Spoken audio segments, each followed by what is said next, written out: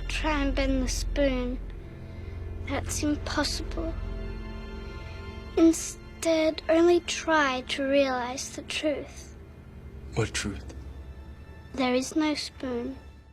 Alright, now that we have started establishing our pattern of lucid dreaming, after we started really getting into lucid dreaming and it's happening more often, you need to know the 2 rules of lucid dreaming.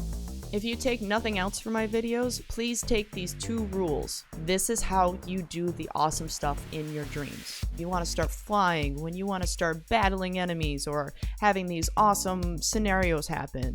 The 2 rules are what you do to make that happen.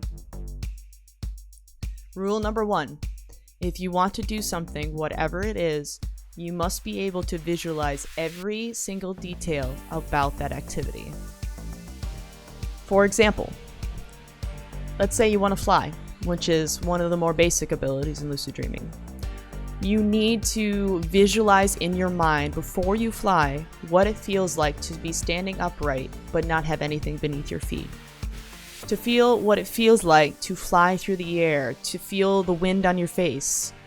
If you're one to fly super fast, you need to visualize how you will propel yourself. You need to have all of these details in your mind already visualized before the event happens. Because if you can't visualize the activity, it just won't work quite as well. Or something crazy will happen that you weren't expecting.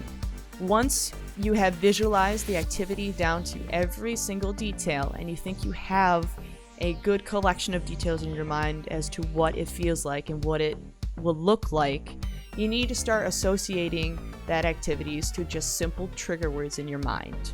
Because eventually you're going to be wanting to do so many activities in so little time in the dream that you don't want to go through the whole process of visualizing one activity over and over and over. What are you trying to tell me? That I can dodge bullets? No, Neo.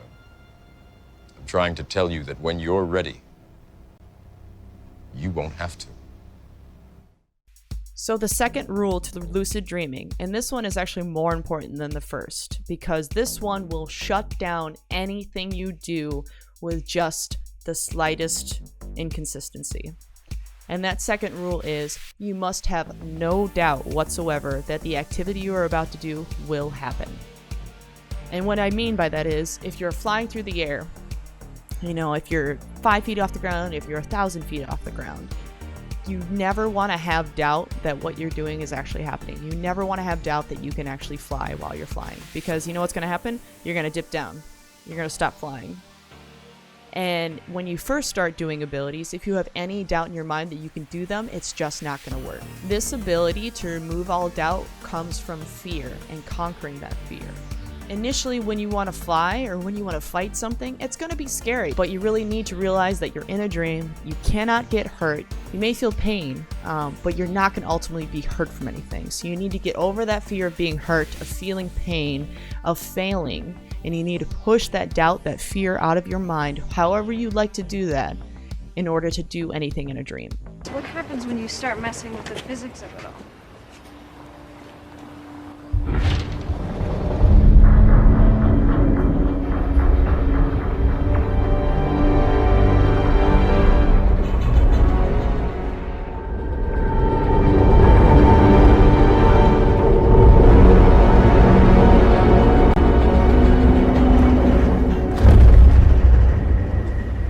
Something, isn't it?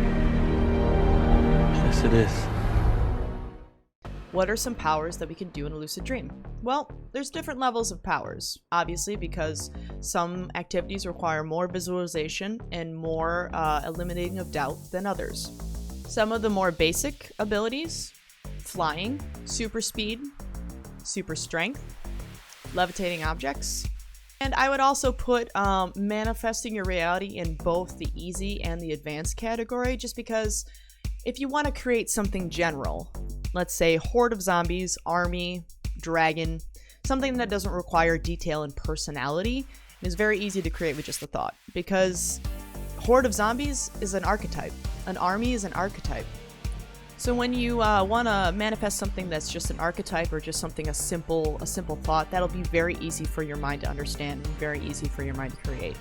Now, if you want to create a specific person, let's say a celebrity, dealing with specifics in personality or a single person is far more difficult to manifest in a lucid dream, and that's a little more advanced in the abilities. I also described levitating or telekinesis earlier.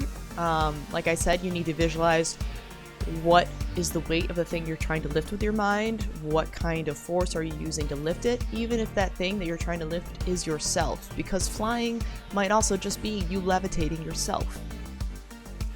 If there's any questions any of you guys have, or you want me to expand on any of these ideas presented in these videos, put it in the comments below. You mustn't be afraid to dream a little bigger, darling.